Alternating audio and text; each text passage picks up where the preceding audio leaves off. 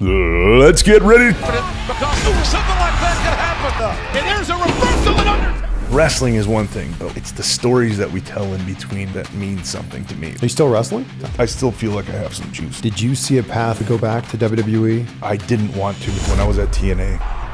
Now it's changed. People say that you're the biggest what if in wrestling. My friend MVP likes to remind me that I was a misdiagnosis away from the World Heavyweight Championship. You won the championship in TNA. I know that's not the same thing. It's not exactly the same, but that doesn't mean that I wasn't proud of that. And at the end of the day, it's a prop. So I didn't really win anything. That gives me so much more respect for what you guys do. And that's what I hope. There's a chair shot from The Undertaker at Survivor Series. That one was brutal. It wasn't though. What? It didn't hurt. How did that not hurt? Because he just... Well, it's good to see you again, sir. Good to see you, man. Yeah. Was that what was that mic check you got there? Let's get ready. Oh, wait. No, that's somebody else's gimmick. Yours could be Mister. I remember we did an interview in Toronto right before your movie came out. So we're going way back. You're like 2009, I think, right? I think the movie came out in 2007 or 2008. 2008. So we did this interview in Toronto in 2008. And I was like, yeah, I'm Chris Van Vliet and I'm here with Mister. And I like yelled it. And my cameraman's like, no, stop. What are you doing? We got to adjust the audio if you're going to do that. Like, oh, geez. I'm sorry. I vaguely remember that. Like, sorry for ruining the moment. Like, geez. So did we have to do it again? Yes. Did we explain to him what and I'm like, all right, so this is the thing. I'm going to yell really loud and then he's going to yell really loud. Oh, okay. All right. Thanks for letting me know. Thanks for watching. And it's like, you ruined our moment. I was trying to impress you, like, hey, I watched the thing. Because when you're doing the movie interviews, you're assuming people aren't wrestling fans, right? Yeah, like most of those people weren't wrestling fans, and I think at the time, wrestlers hadn't really crossed over into that world, so it was like almost like they looked down. I felt like they looked down on you a little bit. He's a wrestler. He does that wrestling stuff. Well, and it's like it's a WWE studio film. So do we take it as seriously, Yeah, but they're getting paid to take it seriously a little bit. So yeah. So when we talked, was that like a press junket for that movie? You would come to Toronto doing a press tour. It was me and Joe? I think it was just you. Oh, okay. Yeah. So I did this big one with Joe Manganiello. Actually, I think that was in Philly. And everybody it was Joe Manganiello. Yeah. Who's like a big star now. Yeah. But he hadn't really done much. And people kept pronouncing his name wrong. So that was a big problem all day long. Yeah, he's a huge star now. Yeah. Did you think about doing any other acting after that? I did. It's something that like literally has always been like I don't want to say my passion because otherwise I'd be doing it if it was my passion. But yeah. That's what got me into wrestling in the first place. When I was a kid, I did plays and I'd make little movies with my friends and stuff like that. I always wanted to be in the entertainment industry. Well, it's never too late. I know. You can still do it. Yeah, yeah. And my wife and I just watched, because she'd never seen my stuff, my wrestling or my movie. So we watched Behind Enemy Lines like 3-4 weeks ago. What'd she think? I think she liked it. I actually thought it was okay. Like, it's not a bad movie. No. It's got a good story. There's some pretty big actors in it. And there are certainly much worse WWE studio films.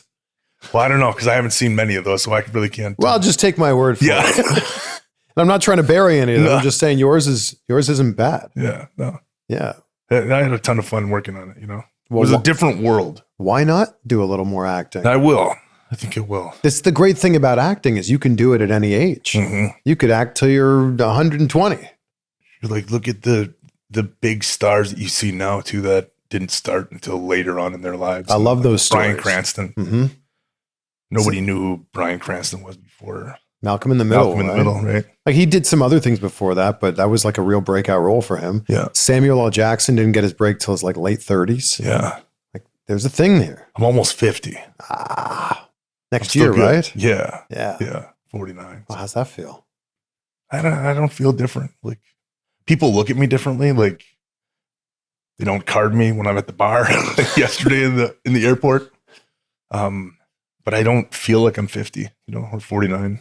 Are you still wrestling? Mm-hmm. Yeah. How much longer do you think you can do that? It's funny. When I was in TNA, I had a really bad attitude about the business. I had sort of like soured on it. And somebody asked me in an interview, and I was like, if I'm still doing this in 5 years, somebody shoot me.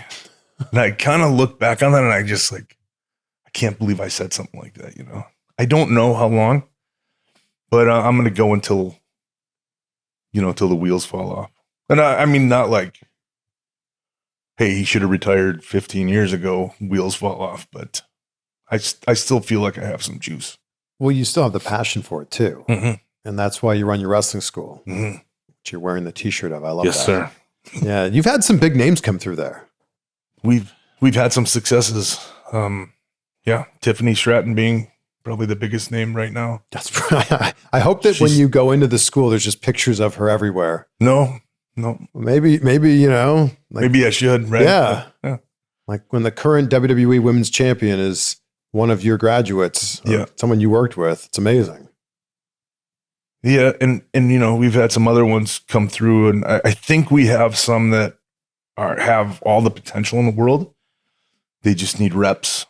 They need the experience, you know, and it's going to take several years for most of them. There's like every once in a while we get Tiffany Stratton. We have a guy right now, Alex Finley, who is just like, you know, I usually wait till third week to start bumping, maybe fourth, fifth week before we do flip bumps and stuff like that. I take my time, right? What are they doing before that? Chain wrestling, footwork, ring awareness, you know, cardio conditioning, things like that, you know. So when we get to bumps, like, because one of the other things I feel like is, and this, my wife, she's great with this kind of stuff. Like, there were several classes where we would bump on day one, and there were a couple times where people bumped and then they hurt way worse than I thought it was going to, and they'd bounce. That would be it. And you know, it was her idea. Like, let's just let's show them that there's more to it than that, and maybe they'll enjoy it a little more. And that seemed to work. What are you looking for when a student comes through the door? Like, how do you know someone's going to be a success? I really don't, because the ones that I think, I look at them and go like, you know, we judge people. Sure. We just do. Yeah. The ones that I say they've got a lot of potential oftentimes don't pan out. For whatever reason, they fall off. It's not their passion. And the ones that have 3 left feet are the ones that like figure it out. You know, and there's one thing about the academy is we train people from all walks of life. We've got, you know, people who are athletes. You know, we had Gable Steveson was who's an Olympic gold medalist, to somebody that gets in the ring on day one and has never done a forward roll in their life. And we sort of meet people where they are and work with them. And it's interesting because you can see like those moments where they figure it out. And they go, oh, if I did that, I can do more. You know, you look back to one of my favorite instances, DDP. There's the guy that's on the crutches, who can't walk, who now holds his leg above his head, and you know, he runs. Anybody can figure it out. Yeah. It's just, so what I look for is that, I guess. It's just, are you coachable? And we have this list of rules on the board, and number 1 is safety, because it has to be. Number 2 is don't be a dick. Which, if I could just replace all the other rules, it would be that, right? Just don't be a dick. It's a good life rule. And one of our students wrote on the board, believe in wrestling and have fun. Or believe in yourself and have fun in wrestling. And I was like, who wrote this? And nobody knew like how I was going to react to it, if I was going to be upset or whatever. And he was like, I did. It's like, we're leaving that there, you know? Like, nice. Yeah. Do you remember the first day Tiffany Stratton walked in? Yeah. Yep. So she was friends with Greg Gagne. Her family, Greg's a family friend. And Greg reached out to me and said, hey, I've got this girl that, you know, she's a power lifter and she does gymnastics and stuff. She's a super athlete, really good look. And I want to train her. can we come? So she started coming, and like right away, day one, she's one of those people. What I was saying earlier, like, well, we take our time to get to the flip bumps and stuff like that. But like Alex Finley and Tiffany Stratton, day one, they're doing perfect flip bumps, landing perfectly. Gable Steveson, show them how to get up, bump and then get up a certain way. And he did it. Like I said, get up this way. And he started getting up the wrong way. And I said, and he went, and he reversed himself back down and got up perfectly the right way. But yeah, Tiffany, day one, doing stuff that there's some stuff people just have instincts for, and I think she's one of those people. However, the funny thing is like she had no, I don't mean this in a negative way, like she didn't have any charisma as far as she just did the work. She didn't have the character stuff down. So then fast forward to, I have her first promo is, I'll have to ask her someday for her permission to put it out there, right? Because it's not good. Yeah, rated on a scale of 1 to 10. 0. I would say that to her, and I think she would probably agree with me. And we all got to start everybody's first interview is terrible, right? Sure. But to see how far she's come in that regard is pretty awesome. But that's great to know that charisma can be taught. And I think that a lot of people think you either have it or you don't. And I think to some extent that's true. But like someone like you who just oozes charisma, that stuff comes easy for you. It does. Yeah. I think it's just she's laughing at me over here.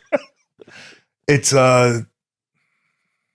just practice, right? It's putting yourself into positions to failing, and then figuring out like what caused me to fail. And then, but a lot of people don't want to fail.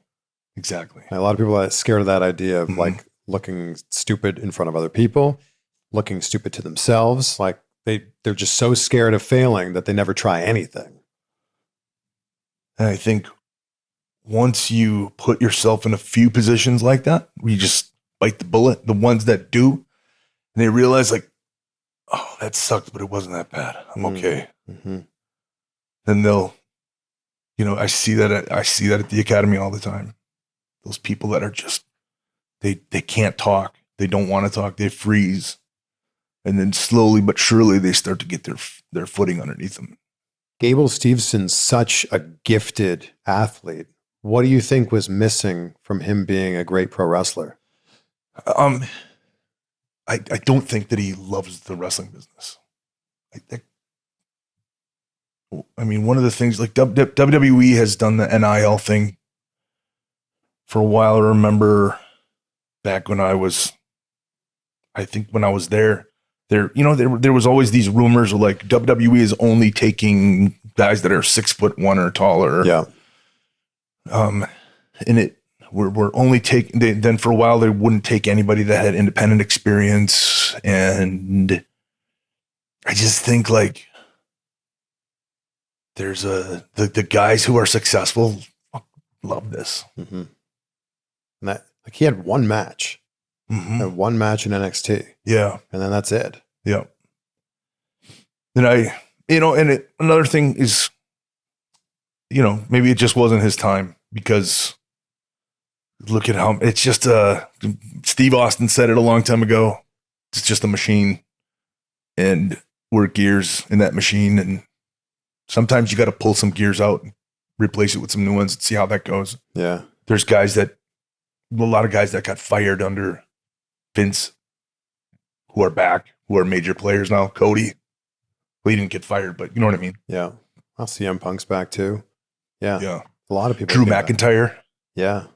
But when you think about Drew or you think about Cody Rhodes, they reinvented themselves and then came back and said, look, I'm a better version of myself now. Totally. Yeah. Yeah. And they wrote their own script. Yeah. It's pretty cool to see. Did you see a path for you to go back to WWE after getting let go? I didn't want to. I swear to God, like I had no desire. And I think that I never wanted to like blow the bridge up completely, but I had no desire when I was at TNA. I was like, I'll never go back there. I'll never work for them again. Yeah, just no way. Now it's changed. I mean, I would definitely now. But was it animosity? Was just you were so upset with how things ended? Yeah, and I think the animosity was like, instead of looking at myself, I was looking at, this person did this and that person did that, and like they screwed me, and then at some point I realized like I played a huge hand in all that. But how long did it take you to get to that point? A long time. Like how long? Almost my entire time at TNA. And what was it? Was there like a come to Jesus moment where you're like, man, the common denominator here is me? Yeah, I don't know. I don't exactly know what it was, but it was like, well,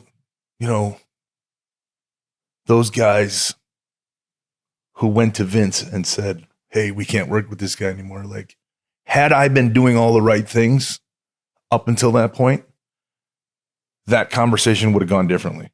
Well, you know what I mean? Mm-hmm. The fact was that like, that was just the straw that broke the camel's back. And Vince was tired of, there was a lot of negativity around things that I was doing, saying, my attitude. And then that, like, get rid of him.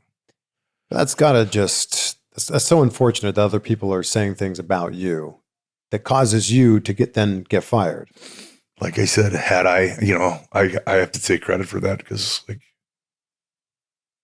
that's on me. That takes a lot of self-reflection to be able to get to that point. It just is. That's just the reality, like, yeah. And I read a book in the last couple of years. I can't remember what the name of it was, but like, this, he's like a self-help guru, and it's on the tip of my tongue.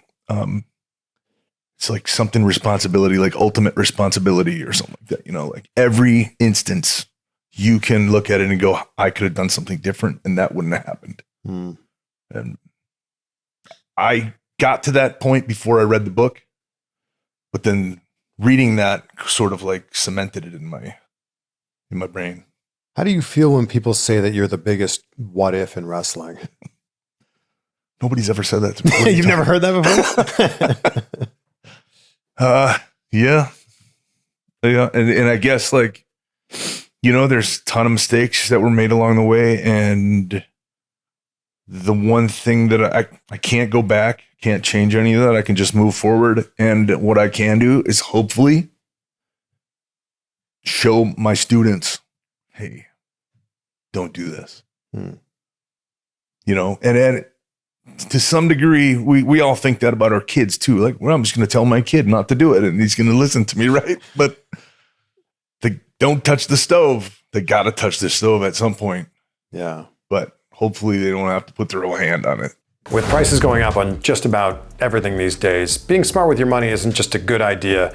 It's pretty much essential. That's why this episode is brought to you by Rocket Money. Rocket Money is a personal finance app that helps you find and cancel your unwanted subscriptions, monitors your spending, and helps lower your bills so you can grow your savings. Managing subscriptions, tracking your spending, and cutting costs can feel overwhelming, but lucky for you, Rocket Money takes the guesswork out of it so you can easily make smart decisions. Rocket Money will even help to negotiate your bills lower for you. So they just brought my cell phone bill down by $20, and I didn't have to do anything. They did all the negotiation. They chatted with customer service, and what I got was $20 less on my cell phone bill. Rocket Money has over 5 million users and has saved a total of $500 million, $500 million in canceled subscriptions, saving members up to $740 a year when using all of the app's premium features. So cancel your unwanted subscriptions and reach your financial goals faster with Rocket Money. Download the Rocket Money app today and let them know that we're the ones who sent you there. Enter the name of the show, Insight with Chris Van Vliet,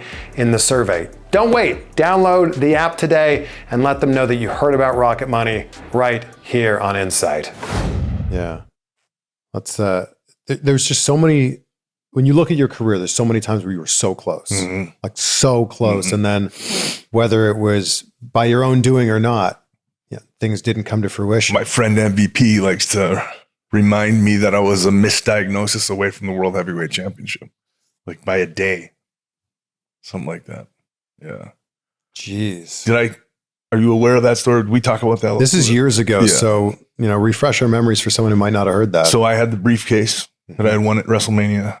And by the way, the match people in that match, it's like, they're all Hall of Famers. It's crazy. Like when you look at it, it's CM Punk, Edge, Finlay, Jeff Hardy, Booker, Matt Hardy, and Ken Randy Anderson.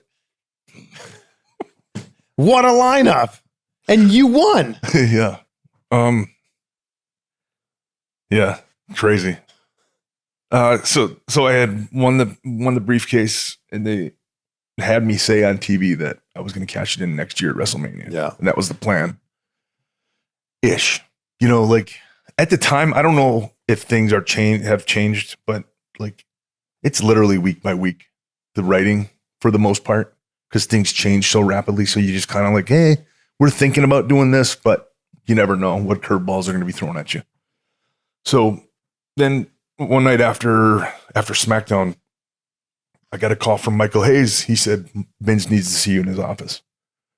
And so I walked in, and Vince and Stephanie laid out the scenario. Hey, Taker's hurt. I think he torn his biceps.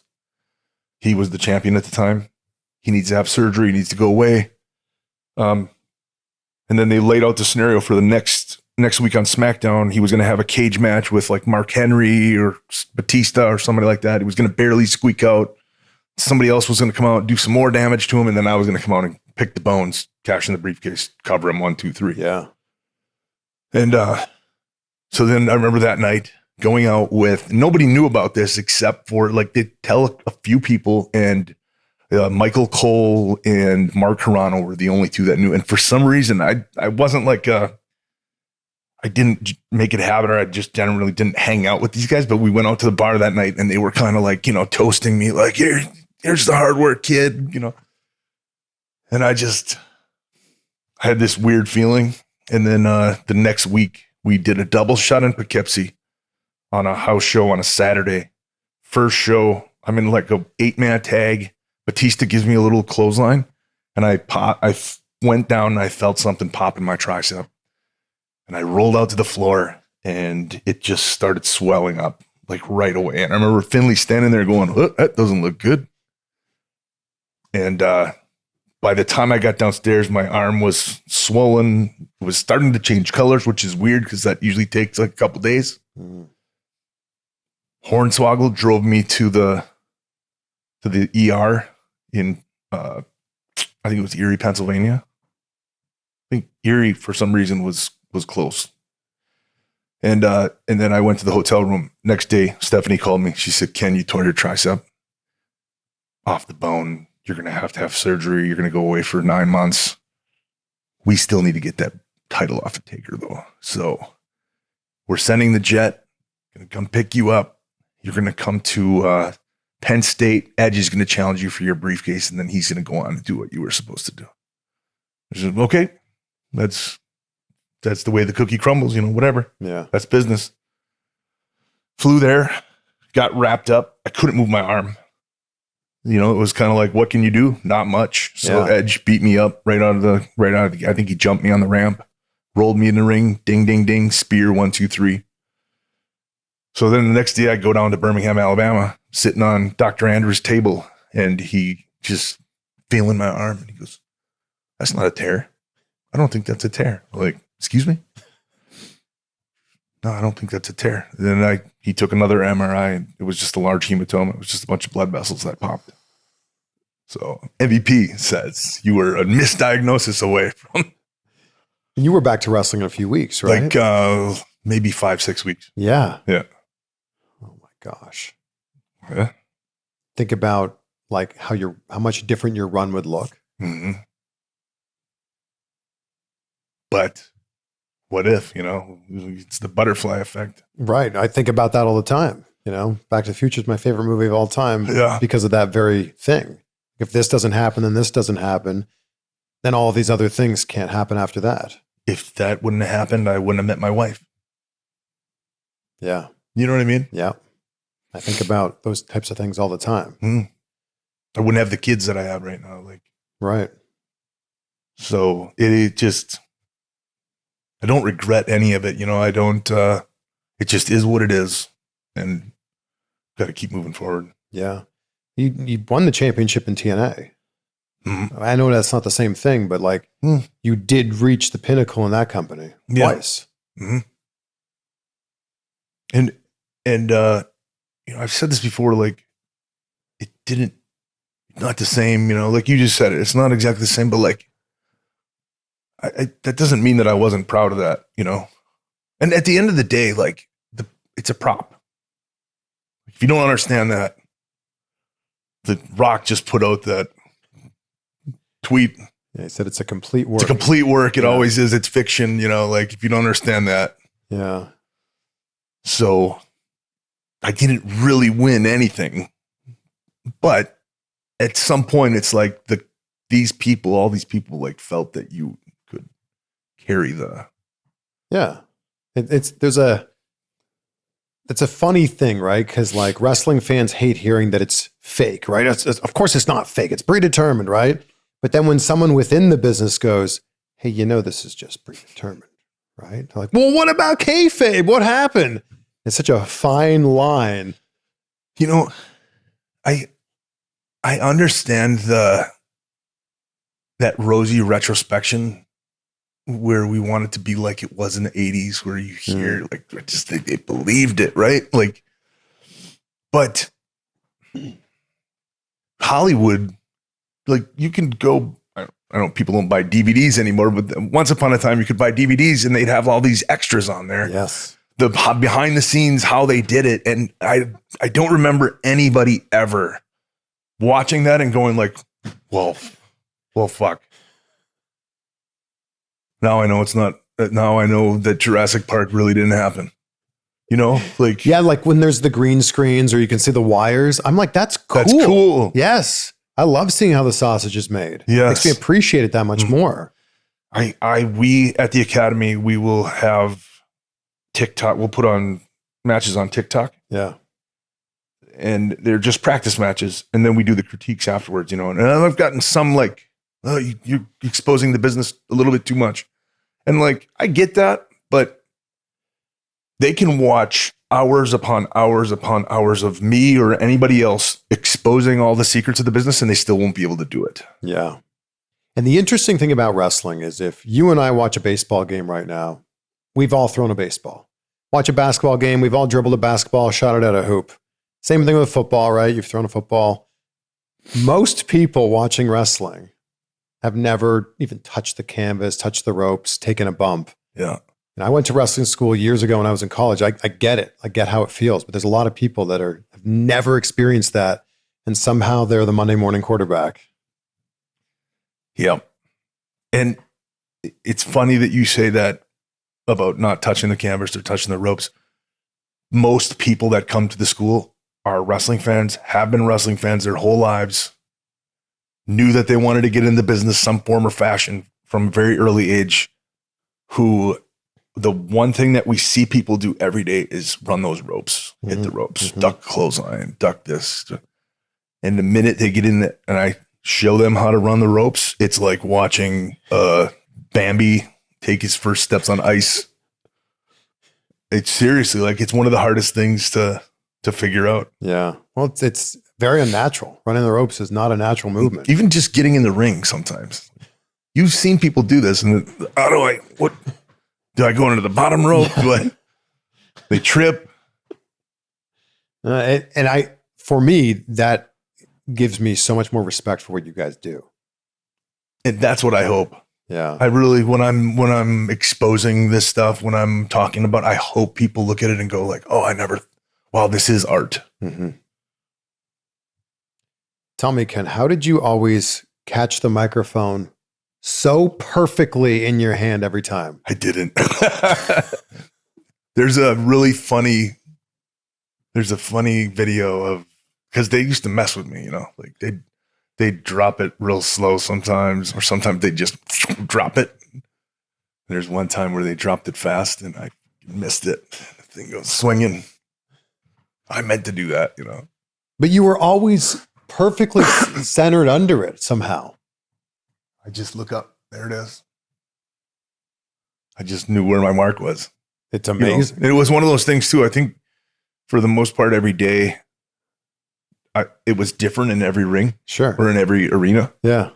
So I'd just get in there and check it and make sure, or they'd come up and say like, hey, it's a little farther to the back today. Or, but it's coming all the way from the ceiling, right? Mhm. So like 100 feet up or whatever. And there's somebody, the thing is that thing's a pain in the ass for them to load, because it has to be like a special truss that holds it. The pulley has to be rigged just right. The weight of the microphone they have to add some weight to it, because otherwise the cord gets stuck in the pulley. So yeah, and then somebody's got to be up there like letting it down and then to pull it right back up again. Because I'd throw it. Yeah. And if they weren't, checking their time or whatever, hit somebody in the head.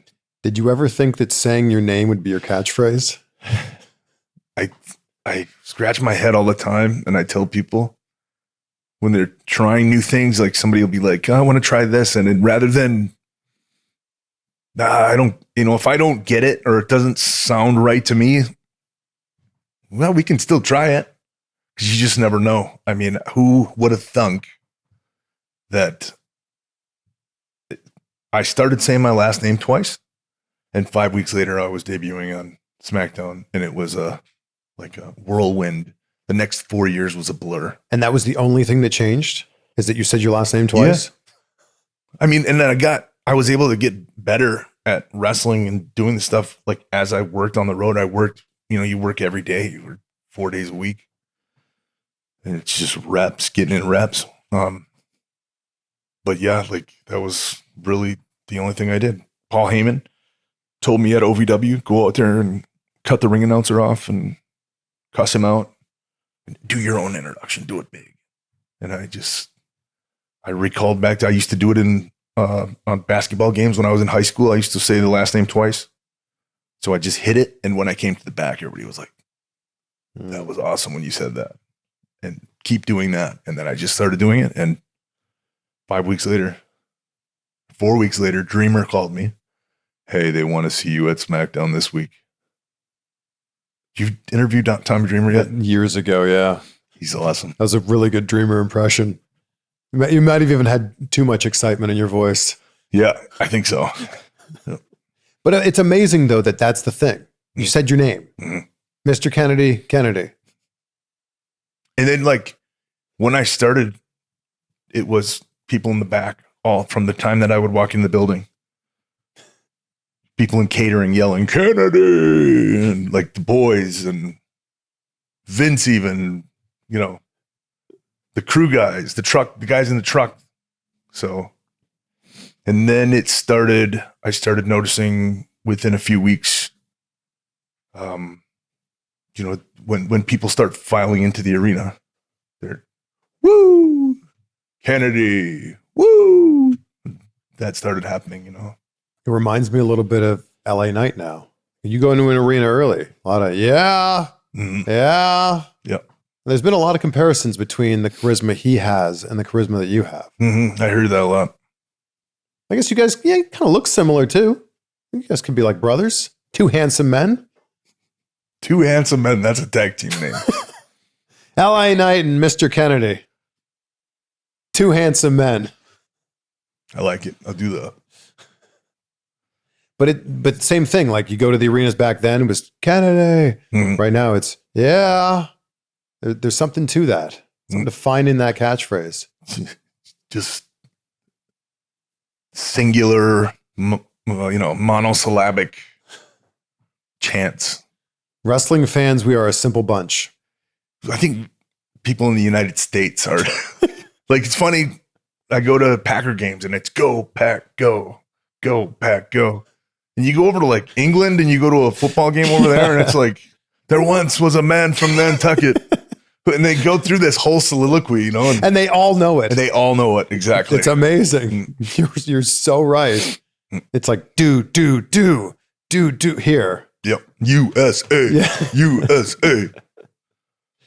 Yeah, it's very funny how that all worked out. So just find one word that you can throw out at the audience. Look at Daniel Bryan. Yes. Mm-hmm. Look at Stone Cold. Mm-hmm. What? They still do that. Yeah. Yeah. That's so annoying. It's the worst. But there's a way to break out of that cadence. Mm-hmm. You can break the audience. You can figure it out. Yeah. It's just interesting. It messes you up though. Like, yeah. especially like I remember when I was at WWE, they'd sometimes hand you a 2.5-page script. You got to go memorize this thing and say it pretty much verbatim, right? Yeah. And then so you're like, you only have a couple hours to commit that to memory in the first place. And then you get out there in front of a live crowd and they're doing that. And it's like, sometimes it throws you off. And then you end up with Dave Batista saying, "Give me what I want." He told me he forgot his line. Yeah. And he was just like, give me what I want. And that was what it ended up being. Hornswoggle sat in that very chair when we did this interview last year. And he walked me through your big moment at WrestleMania 23. Yeah. How did you know you weren't going to kill Hornswoggle with that move? I didn't. No. I was hoping to. No.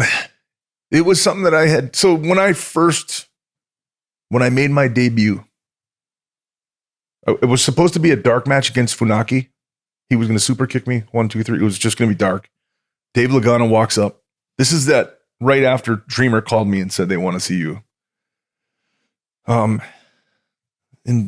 Vince walked by me. Dave walked by me. He goes, "Hey, there's a change." And I immediately thought like, "Oh, they cut the match. That's cool, whatever." And he was like, "We need to come up with a finisher for you because you're going over, and this is going to be televised now on Velocity, and welcome aboard." And so right away, it was Fit Finley was our producer. And he's like, "What kind of finisher can you do?" And I was like, "I do the Finley roll off the second rope." And Funaki's eyes got like, and I was like, "Please, if you just hold on to me, like squeeze tight, I'll take care of you. I'll set you down gently. No problem. I promise." Okay. And he trusted me. And when we came back through the curtain after doing it, he was like, "Oh, I didn't feel anything. Like, it was great." So I knew that I could do it safely. And I knew that I could. Hornswoggle is probably one of the heavier guys that I've done that to also. What do you mean? I'm kidding. Oh. He's a heavy little guy. I could see that. Yeah. Sure. And then you're in an awkward position trying to get him, scoop him up the other ladder. So we had to really walk through that a couple times. Luckily, it's WrestleMania, so they always, I'm sure it's the same way now, but they would have like a big ballroom with a couple rings, crash pads, extra ladders and stuff like that. So you could go practice and try some things. Was Hornswoggle down for this idea? It was his idea. They wanted me to like powerbomb him off the ladder, and he was sitting there. "Hey, do you think you could give me your thing off there?" "I think so. Let's figure it out." And so we just figured out how to make it somewhat believable. I mean, ladder matches are ridiculous, right? They just are. So it's like you have to, but if you always think, what would I do in a real situation, or how can we make this so that the crowd is able to suspend their disbelief a little bit more? So walked through it a couple times. Got it. I hit him with it on the day in front of the crowd. And I remember I hit it and he sort of rolled under the turnbuckle, and I couldn't really go check on him, because usually you do something like that with somebody. If I hit it, even just standing in the ring, I'll check on him. Like, "You okay?" Yep. Yeah. And I couldn't do that. I had to go do something in a little spot. And then I got bumped and I ended up over by him. I was like, "You okay?" "Yeah, I'm good." Like he was twiddling his thumbs. Like he was playing his DS or something, "Yeah, I'm good. You okay?" "Yeah. Isn't this fun?" Punk and I had another similar. So right at the very tail end of the match, Punk and I are on top of the ladder trading blows, and he's like, "Hey, remember when we were in Whitewater, Wisconsin?" Because that's we were as you're punching each other. Yeah. "Do you remember when we were on that show in Whitewater, Wisconsin? Never thought we'd be here, right?" "Yeah." "Okay, see you later." Because we were think it was his first match, my first match, my second match. We were on the same show together. So. All right, quick time out for a minute. If you've been watching the channel for a while, you know that health and wellness is a huge thing for me. Now that I'm a father, now that I have 2 kids, I think a lot about the future, and I still want to be able to go on hikes with them when I'm 80, 90 years old. MitoPure from Timeline has been a huge part of this mission. MitoPure is clinically shown to give our cellular energy generators new power by triggering the body's natural process for removing and rebuilding damaged mitochondria. So one way to think about MitoPure is that they're like the little Pac-Man in your cells, chomping up the damaged mitochondria that makes you feel old and tired and recycling it into new healthy ones. Taking 2 soft gels a day for 2 months and you can see significant improvements in your cellular energy, muscle strength, and endurance. After 4 months of taking MitoPure, you'll feel yourself getting stronger, recovering faster after a workout, and experiencing less inflammation, which is all part of your healthier aging routine. And Timeline is hooking you up with 10% off when you go to timeline.com/insight or just use the code INSIGHT. That's timeline.com/insight. There's a chair shot from The Undertaker at Survivor Series that it's not just a chair shot. He wraps the chair around your head. Yeah. Yeah, that one was brutal. It wasn't though. It wasn't. What? It didn't hurt. It didn't hurt. That looked like CTE right there. Right? Like, I feel like WWE has erased that from there. You can only find that on YouTube. Every once in a while it gets scrubbed and taken down because I've tried looking it up a few times and it's actually sometimes it's kind of hard to find or to get a good copy of it. How did that not hurt? Because he just, instead of holding both legs, you hold just one set of legs, your thumbs inside. And then when you hit it, it just opens up. It just kind of folds. It wasn't bad. And then after that, he was one of the lightest guys I've ever worked with on anything. Nothing he ever did connected. After that, he hits you with a tombstone that looks like it was like one of the most devastating tombstones I've ever seen. Oh, really? Yeah. Like you're not tucked in that much. It's just kind of like you're just kind of hanging there and then drop down. It's like, so that chair shot, then this, like, man, is Ken okay? Hence, that's been the question ever since. Is Ken okay? Well, is Ken okay? Yeah, I think so. What's as good as it can be. What's the thing you did in the ring that hurt the most? I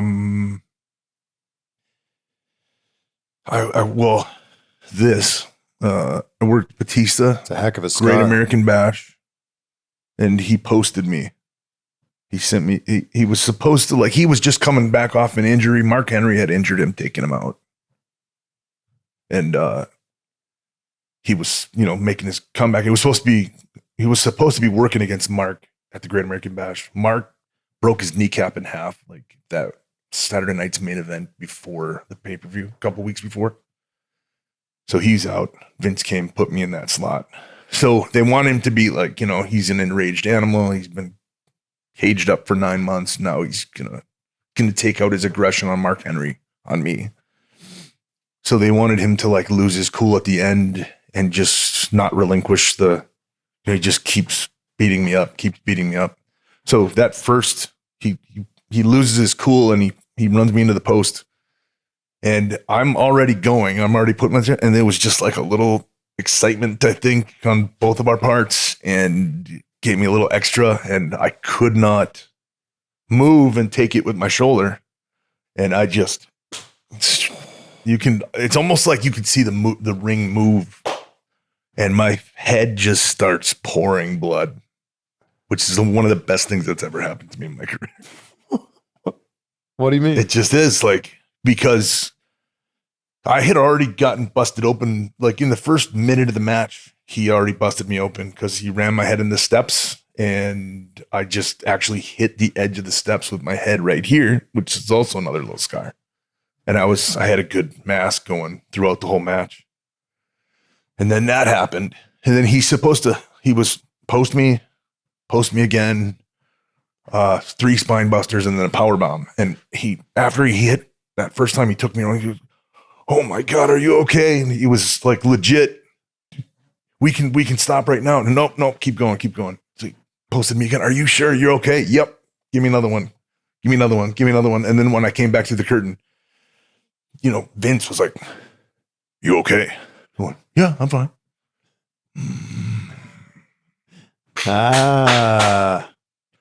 You know? Yeah. Which I don't think that there's anybody in the business that would have done any differently, really. There's something about when a guy with bleached blonde hair gets busted open, because it's everywhere there. You know, you see it everywhere. There's a point where he's like, you know, I'm underneath the turnbuckle and it's just pouring off my head. It's awesome. I'm gushing blood and it's awesome. I don't know. There's something about, sometimes I like to get color. I do. Like it amps it up. It turns in that particular instance, I remember too, I had asked, can I get color? It just feels like that would be the right time to do it. No, because Taker was working in the Punjabi prison match earlier, and he was supposed to get color.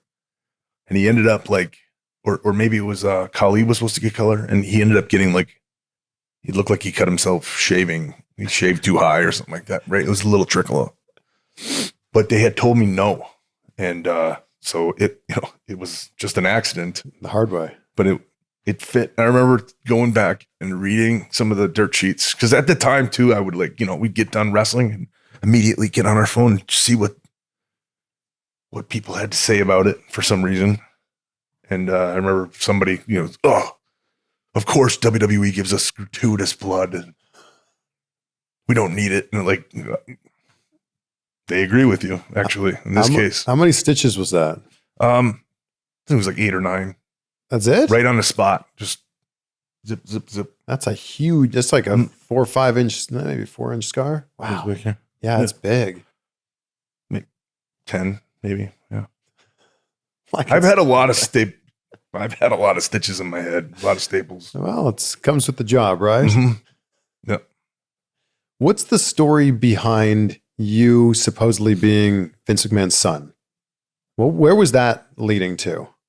Yeah, there was, I remember Stephanie pulling me aside saying, hey, Vince has something he'd like to share with you. It's a pretty cool little storyline. And then he laid it out for me. He said, it's going to be revealed that I have an illegitimate child, and over a series of weeks, months, we're going to try to figure out who it is, and we're going to narrow it down. It's going to be you. We don't know where we're going with it after that, but that's what we've got so far. And then over the course of the next couple of weeks, we did little things. And I remember like one of my favorite vignettes that I ever did was like Vince and I bump into each other backstage. He says something to me, and then I walk away. I did the Vince walk as I was walking away, and you know, just little stuff like that. And then I remember, so the next SmackDown was, I don't remember where SmackDown was, but the next week we were going to be in Green Bay, and the next week was going to be the reveal. And it had been whittled down to me, that it was a male and it was blonde. So it was me, Hornswoggle. And they were Caucasian. Yeah, yeah. And blonde. So it was me, Hornswoggle, or the Sandman, right? Like those were the options. Right. And I got home. I literally walked in my door and I got a call from Johnny. Hey, Vince needs to see you in Stamford this afternoon. And then just go to the airport. We don't even have a flight booked for you. We'll figure it all out. We'll keep in touch with you. So I just jumped back in the car, went right back to the airport. I'm like, here we go. Yeah. This is it. Big time, baby. You know, like things are going to start changing. And I get the car, Lincoln car comes, town car comes, picks me up, takes me to Titan Towers. And as I'm pulling in, I see like Chavo and Funaki and a couple other guys. Like, what are you guys doing here? I don't know. They told me I had to come. And then I think it was Chavo said, I don't think it's good. Whatever it is, I don't think it's good. Okay. And I'm trying to think what it is. Yeah. And then there was 10 of us, I think, sitting outside Vince's office one by one.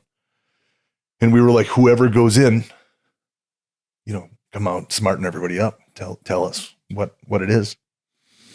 And Edge was the first guy to go in. He went in, he was in there for about 5 minutes, and he came back out and he goes, I can't say anything. It's not good. And he just kept walking. So then I was like fourth, fifth to go in.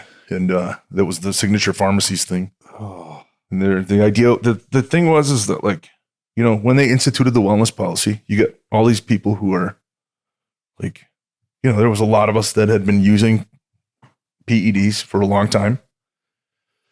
And you just suddenly go cold turkey, you know? So like there were people, like you can see it if you watch video from then, people shrinking, shriveling up. Yeah. We were still running that hard schedule though too, like 4 or 5 days a week. We're doing overseas tours and stuff. Like it's tough on your body.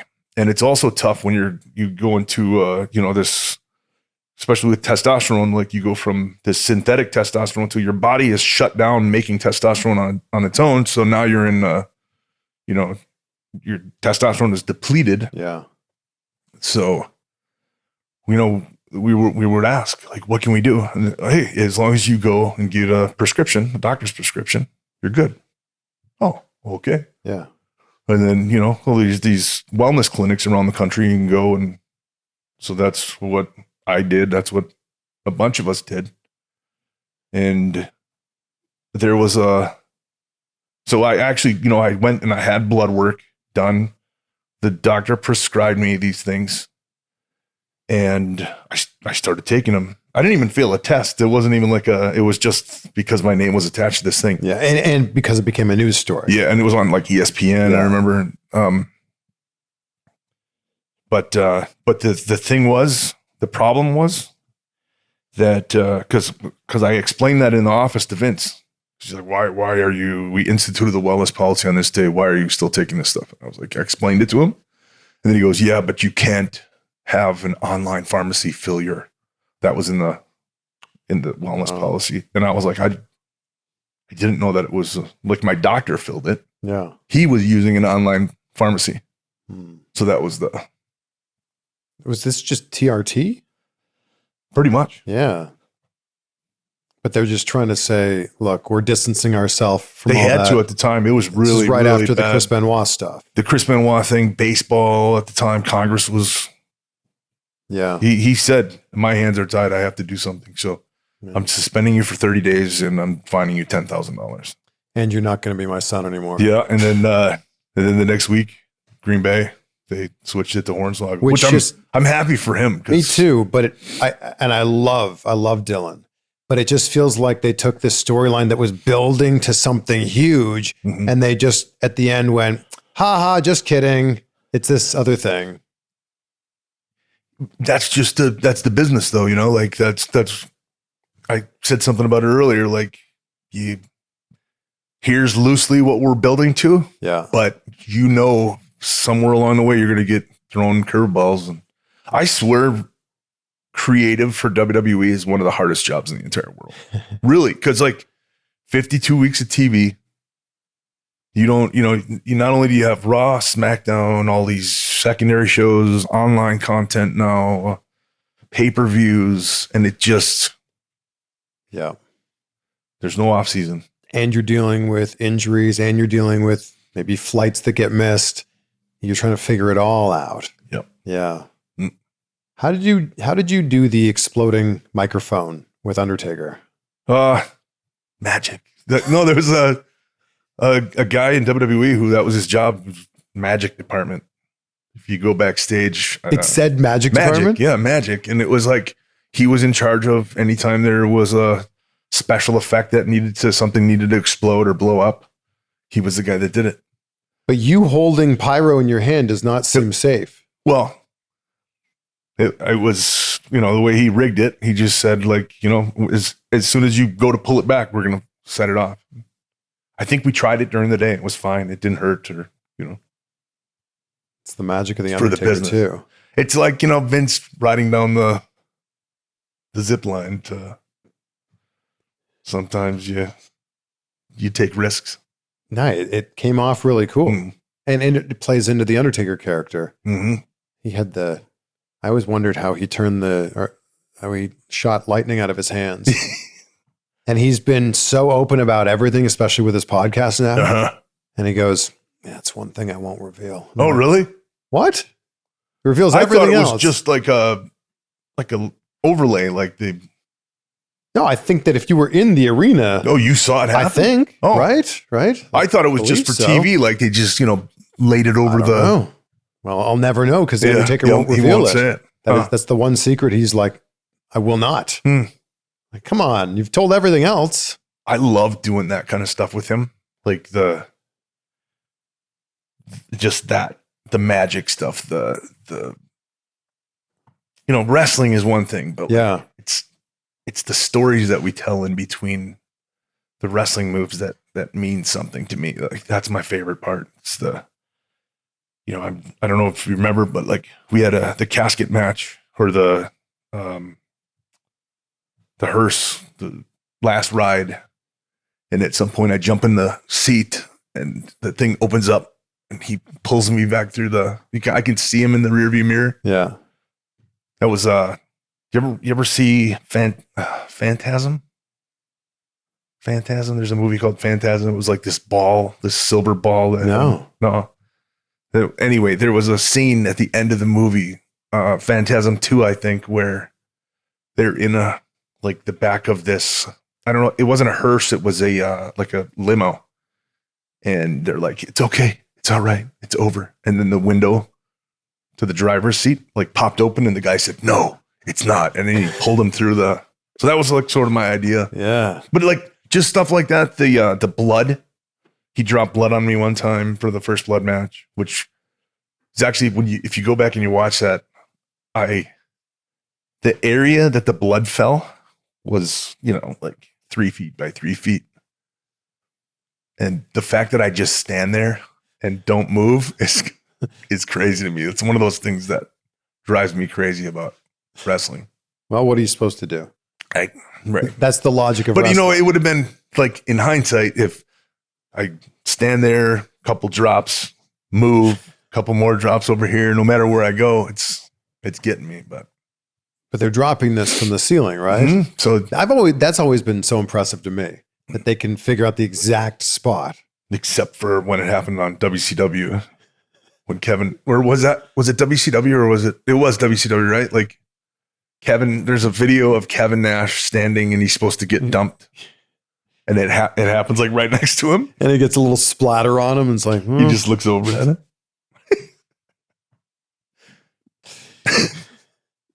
This year is the 20-year anniversary of Eddie's passing. Uh-huh. And his final match is with you. Uh-huh. There's a lot of fans online that they love Eddie so much. And they're like, well, it's because of how hard that chair shot was from Mr. Kennedy. That caused all of this. You did put a little extra in that chair shot, it felt like. He told me to. Going into it, he said, hit me. Don't hold back. Hit me. Yes, sir. So I hit him. And then we came back to the curtain and he goes, maybe a little less. Just a little. Oh, that was good. No, I don't believe I caused Eddie's death. I don't believe you did either. Yeah. No, I've heard that from people, but Isn't that crazy? yeah. And I get it. It comes from a place of love. They loved Eddie so much that they're like, it couldn't have just been his heart. Well, unfortunately it was. Mm-hmm. Where did things go after that? After that conversation you had backstage? You guys go back to your hotel like it's a normal night? Me, Benoit, Eddie, and Kevin Furtig went to a steakhouse in Indianapolis. It was here. Oh, wow. I think that last match was here. We went to a steakhouse, and I remember Chris and Eddie talking to me about, my first European tour was starting the next week. After Raw, we were doing a combined show, a combined Raw SmackDown in Minneapolis. And then we were going to go to the airport and go start an overseas tour. And they were like, we're going to mess with you. We're going to shave your eyebrows when you're, it's just, this is your first tour. We're going to fuck with you, But yeah, just a normal night. And then And then like fast forward a week later, I'd get dropped off at the building, and the guy who was parking the cars told me, he's like, "You know about Eddie?" What do you mean? What about him? He passed away this morning. That was a rough day at the office. And I remember my dad was there.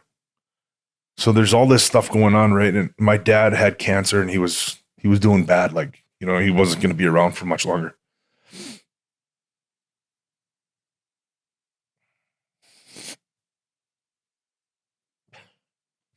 I'm sorry, Ken. No. I knew it. No, but so he had never seen me.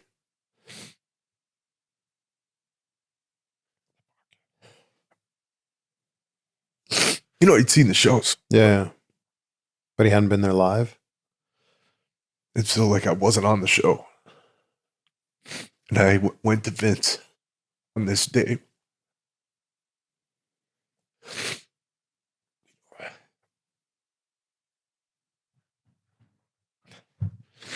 You know, not wanting to be selfish. It's like the worst thing that could happen has happened. Hey, can I have a match tonight? No. And he said, yeah. He put me in a match with Val.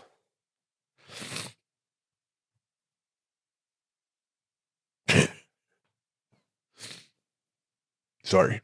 Oh, it's beautiful. But then we had to go on, you know, it's just like the show must go on. So after the show that night, go to the airport, get on a plane, fly to wherever our first tour stop was in London, or, you know, it was like a 9-day tour or a 10-day tour. It was pretty lengthy. I remember there was a couple guys that stayed back to go to the funeral. And then they came in, then they, as soon as they're done with Eddie's funeral, they jump on a plane, come back over. So. What a like a night full of emotions, right? Yeah. That's great that your dad got to see you live. Uh-huh. Yeah, that's really cool.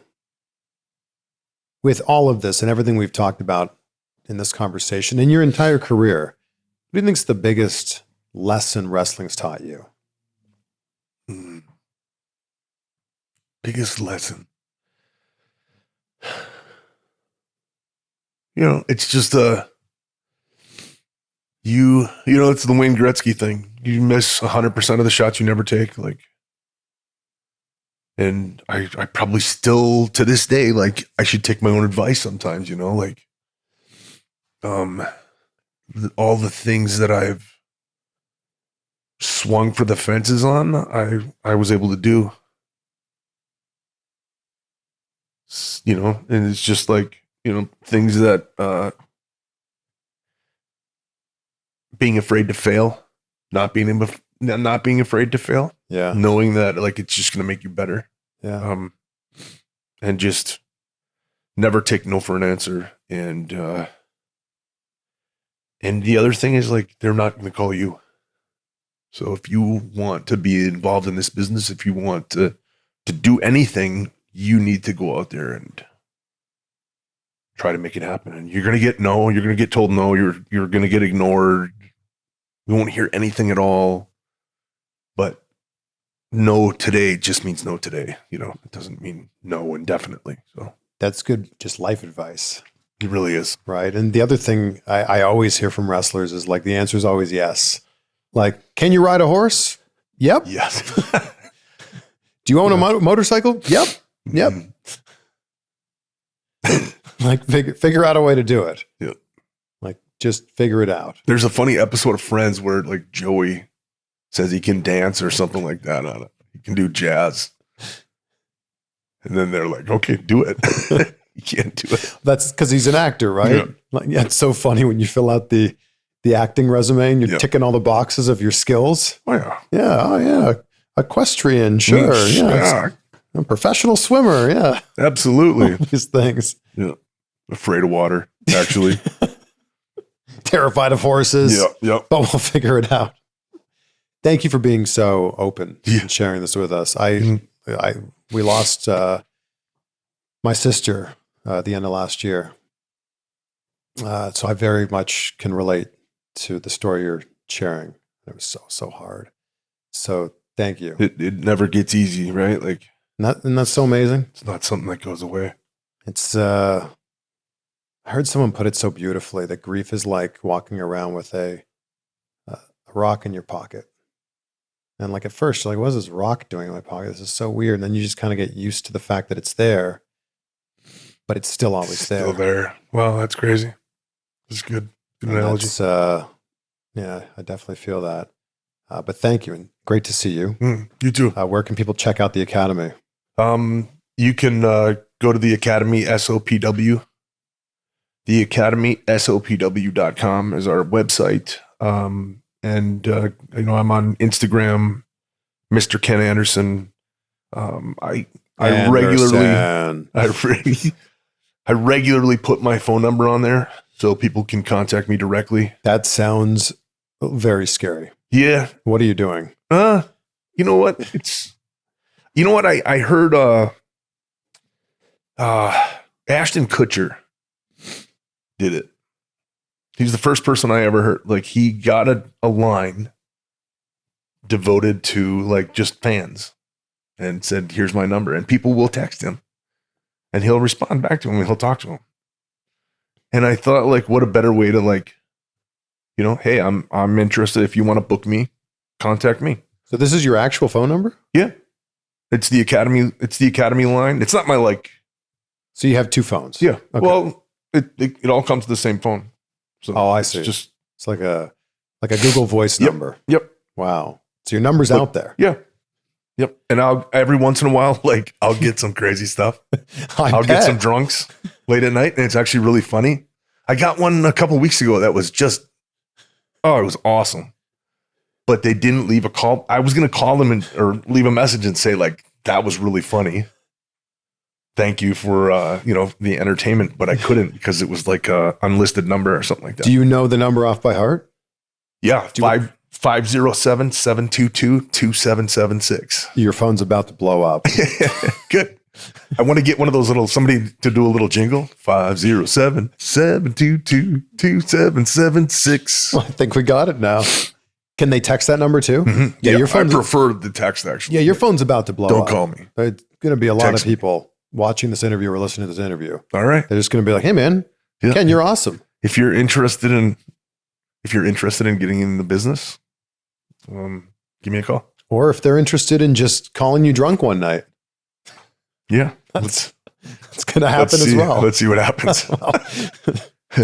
I'll be messaging you in a couple weeks. After this interview comes out, I need to hear back from you. Like, I should have listened to you, man. We should put a code word out. This is going to ruin it. That if they listen to this interview, they can text you this word. What do you want the word to be? Blue violet. Blue violet. You're going to get a lot of blue violet texts again. You want to sing the song again? 507 722-2776. Blue violet. Again, thank you. And I end every interview with the same question. Gratitude's such a big part of my life. Yeah. I wake up every day, say out loud 3 things I'm grateful for. Yeah. And my wife, Rachel, and I do it before we go to bed. What are 3 things you're grateful for right now, Ken? My wife, my kids, and my health. I love it. That was so easy. That was quick.